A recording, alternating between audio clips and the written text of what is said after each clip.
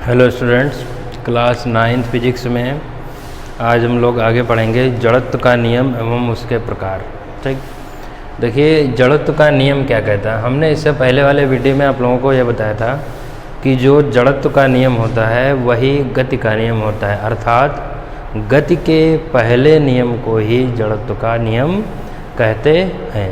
ठीक, तो जड़त्व के नियम में क्या बताया गया था और गति के नियम में क्या हमने कहा था कि गति के नियम में यह कहा गया था कि प्रत्येक वस्तु अपनी अवस्था परिवर्तन का विरोध करती है। ठीक है, और जड़त्व का नियम भी यही होता है। ठीक, हमने पहले बताया था कि या तो उसको वैसे लिखना है जैसे हमने लिखवाया था, या ऐसे लिख सकते हैं कि कोई वस्तु यदि विरामावस्था में है तो वह विरामावस्था में ही रहेगी, और गति अवस्था में है तो गति अवस्था में ही बनी रहना पसंद करेगी। ठीक, उसी वेग से, जब तक कि उस पर कोई बाहरी बल कार्यरत ना हो।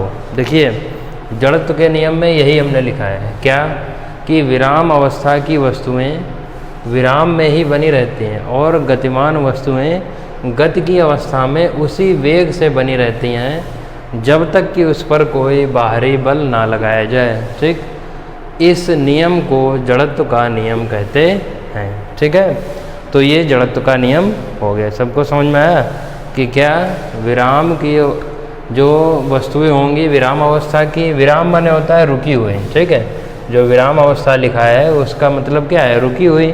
गति अवस्था का मतलब क्या होगा, चलती हुई वस्तुएं। ठीक, विराम में ही बनी रहती हैं और गतिमान वस्तुएं गति की अवस्था में बनी रहती हैं उसी वेग से जब तक कि उस पर कोई बाहरी बल ना लगाया जाए। इस नियम को जड़त्व का नियम कहते हैं। ठीक, अब देखते हैं जड़त्व के प्रकार। देखिए जड़त्व के 3 प्रकार होते हैं। कितने प्रकार, जड़त्व के 3 प्रकार। ठीक है, 3 प्रकार कौन कौन से।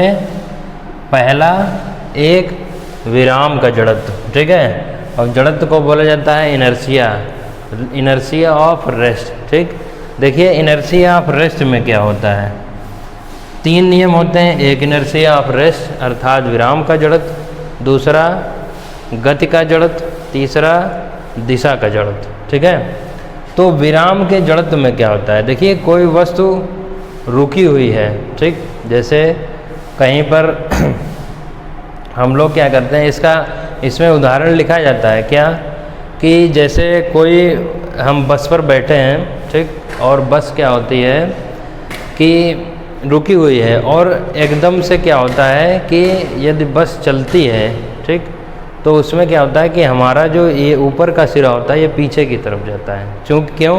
क्योंकि जो नीचे के सिरा होता है वो विराम की अवस्था में रहना पसंद करता है, और ऊपर का जो सिरा होगा, ठीक है, वो गति की अवस्था में आना चाहता है। ठीक, तो विराम के जड़त्व में और गति के जड़त्व में ये बताया जाता है कि जब कोई बस चल रही होती है तो रुकी हो, ब्रेक लगाई जाती है। तो देखा होगा आपने, जैसे हम लोग खड़े हों तो क्या होता है कि जब ब्रेक लगाएगा कोई भी ड्राइवर, तो उसमें हम लोग यदि खड़े हैं तो ब्रेक लगाने पर हमारा शरीर आगे की तरफ झुक जाता है। ठीक, क्योंकि हमारा इस पोजीशन जो है विराम की अवस्था में होता है, लेकिन ब्रेक लगाने से क्या होता है, आगे गति अवस्था में हो जाता है। इसको सभी लोग जो अपनी किताब से पढ़ेंगे, जो किताब रखी होगी उसमें ये सारे एग्जाम्पल लिखे हैं। ठीक, तीसरा जो होता है दिशा का जड़त्व। ठीक है, तो इसमें जड़त्व के कितने प्रकार होते हैं, एक विराम का जड़त्व, दूसरा गति का जड़त्व और तीसरा दिशा का जड़त्व। ठीक है, ये तीनों लिखेंगे। इसके बाद में हम लोग पढ़ेंगे द्रव्यमान क्या होता है और द्रव्यमान जड़त्व में क्या अंतर होता है। ठीक, इसके बाद में होगा गति का दूसरा नियम।